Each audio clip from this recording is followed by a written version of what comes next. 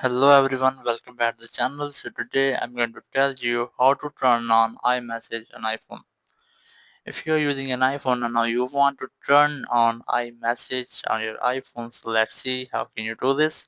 First, you have to open your phone settings, open it, and here you have to make sure that you have an Apple account. But if you won't have one, so you just have to create. It's a free, and after creating your Apple account, you just have to go to scroll, and here's the apps and app section. This tab on app section, and here you just have to look for FaceTime or iMessage app, and here's the messages app. Select it. In messages, here's the iMessage service which is disabled. You just have to tap on it and it will be enabled. And now briefly wait for 2 or 5 seconds and the other setting will be appear. And here you can see the second service or option has been appeared. But if you want to get it here, you just have to relaunch the settings tab.